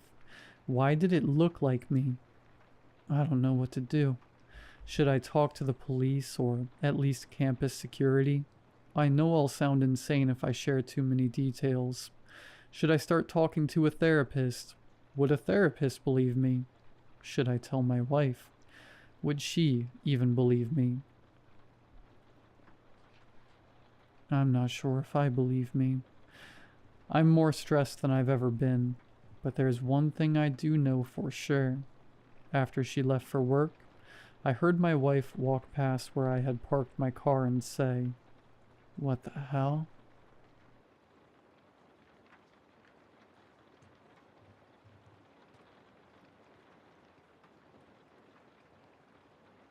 I've never been one for old tech, but when I found the CRT TV at a garage sale for $5, I couldn't resist.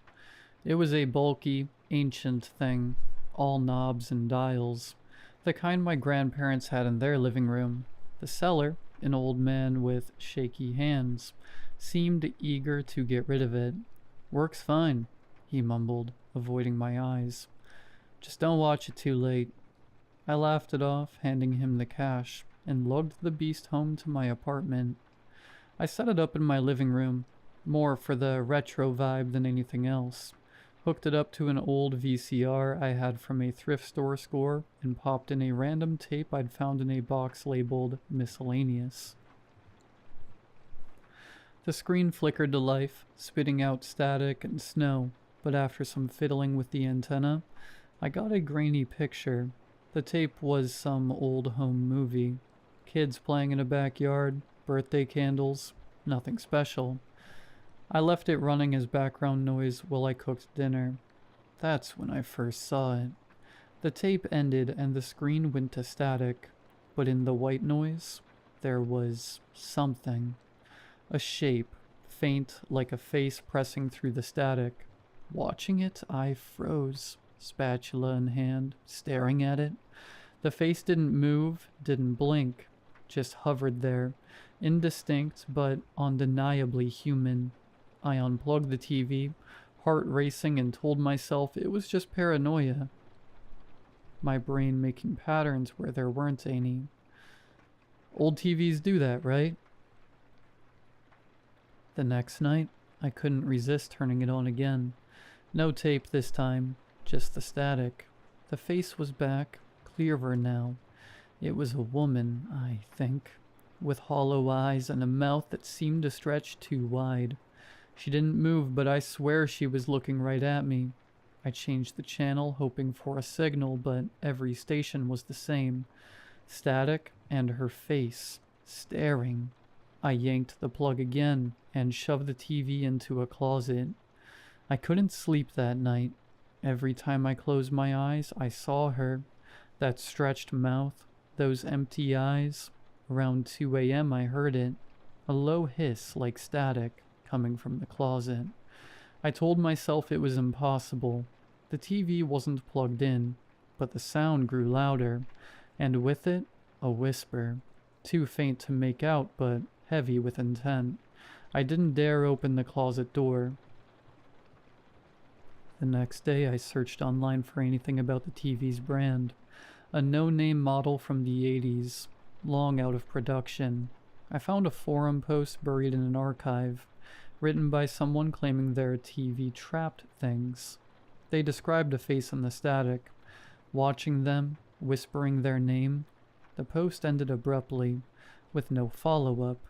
The user's account was gone. I decided to get rid of the TV. I dragged it to the curb, left a free sign on it, and went back inside, but when I checked an hour later, it was back in my living room, cord coiled neatly, screen dark. I hadn't told anyone about it, and my apartment was locked. I smashed the screen with a hammer, glass shattering everywhere, and hauled the pieces to a dumpster across town. I thought that was the end. Last night, I woke up to the hiss of static. My laptop, which I'd left closed on my desk, was open, screen glowing with snow. Her face was there, clearer than ever, mouth moving like she was trying to speak. I slammed the laptop shut, but the sound didn't stop. It was coming from my phone, my speakers, even the walls. And then a whisper clear as day. You can't turn me off. I'm typing this from a library computer because I can't trust my devices anymore.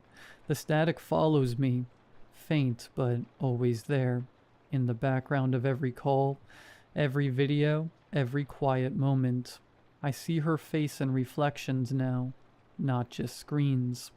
The mirror, the window, even a puddle on the street. She's getting closer. If you've ever seen a face in the static, if you know what she wants, please tell me. I don't know how much longer I can keep her out.